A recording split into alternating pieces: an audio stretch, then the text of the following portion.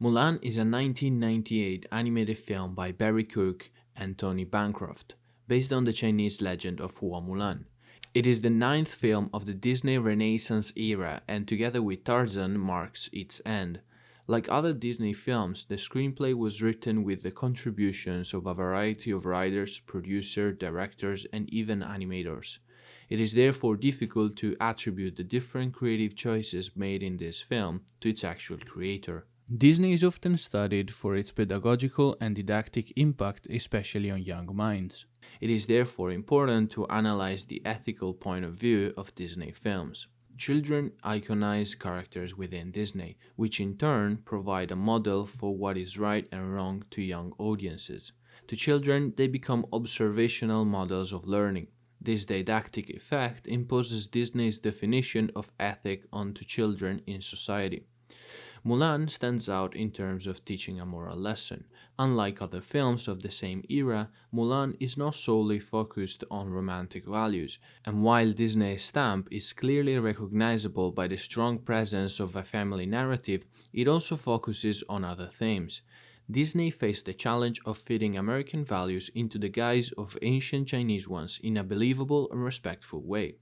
It can be argued that this attempt created some misunderstanding, as the film anachronistically mixes Eastern and Western values with the Western side being dominant. While important observations could be made in relation to the interculturalist nature of this film, I will primarily be focusing on what can be considered the main source of drama and moral tension in the narrative: gender as a social construct. The relationship between femininity and masculinity can vary between different times and cultures. The film therefore starts by explicitly defining a set of qualities expected to be emulated by an ideal bride in the context of the world building of the film. Quiet and demure, graceful, polite, delicate, refined, poised, punctual. On the one hand, it is soon made clear that the character of Mulan doesn't have many of these characteristics.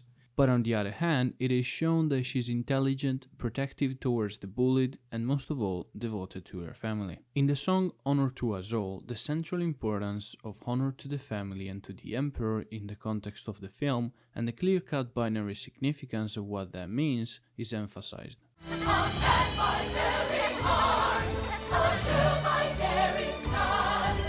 Unfortunately, she isn't able to impress the matchmaker, and the meeting goes badly. The moral journey towards becoming her authentic self starts by juxtaposing her dramatic need to bring honor to her family with the impossibility of being her true self. After the attack of the Huns, Mulan's father is forced to join the army despite his poor health. In the night, Mulan decides to disguise as a soldier and attempt to join the army. After identifying the dramatic need of the protagonist in bringing honor to the family and the impossibility of the protagonist trying to pass as a perfect bride, Mulan attempts to bring honor to the family by instead trying to pass as a perfect man. Similarly to the opening sequence, it must now be clarified what it means to be a man in the world building of the story. The significance of being a man is explored as the film progresses. The first portrayal of man is that of an aggressive, violent, impulsive, and dirty person. Beautiful, isn't it? They're disgusting. No, they're men. Mulan's first attempt to fit in is an expression of the most simplified and stereotypical view of masculinity. Sorry you had to see that, but you know how it is when you get those manly urges, and you just gotta kill something.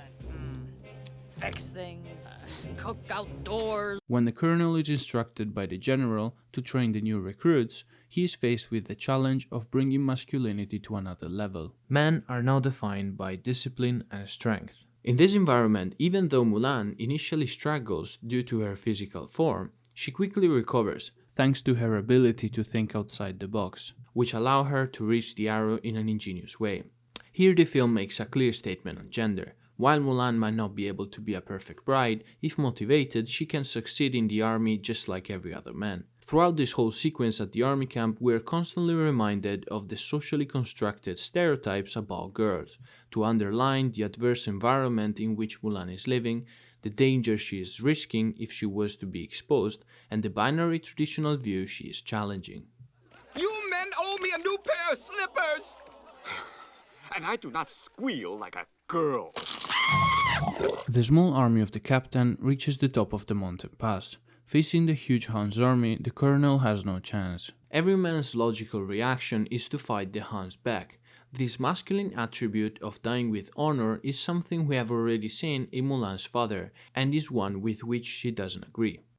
You shouldn't have to go. Mulan. There are plenty of young men to fight for China. It is an honor to protect my country and my family. So you'll die for honor. I will die doing what's right. But if you... I know my place.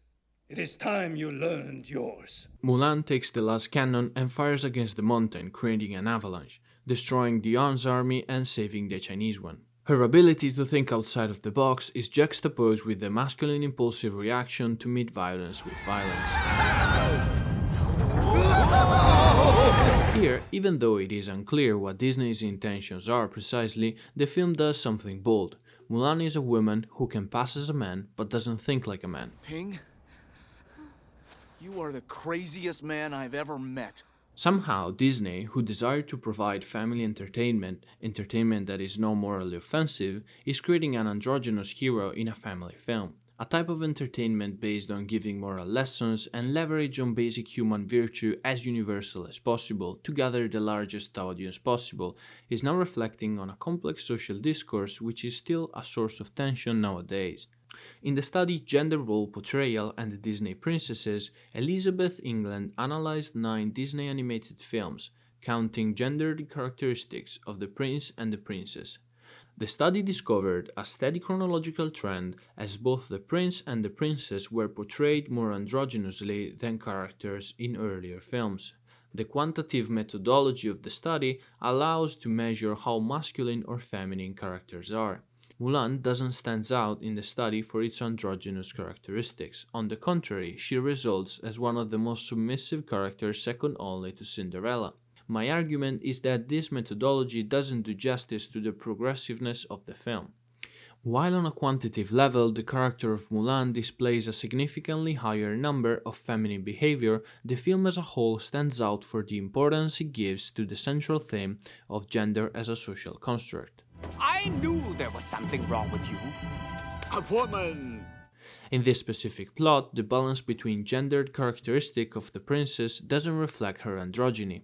Mulan's submissiveness, for example, differs from Cinderella's because of the historic context of the plot and the importance to bring honor to the family. After all, if the character of Mulan was masculine, what would be the narrative point in disguising as a man? The story wouldn't have the opportunity of showing her ability by behaving differently from her colleague soldiers. Furthermore, it wouldn't allow Mulan to stand out thanks to her feminine characteristics. Mulan assumes an identity which becomes androgynous in both her rejection of her prescribed female identity and her incapacity to fit into the prescribed mold of male soldier. While Mulan's gender as a woman is not directly called into question by Disney, her character is distanced from what it means to be a woman in the contemporary China, when she fails to fit the formula of the perfect bride.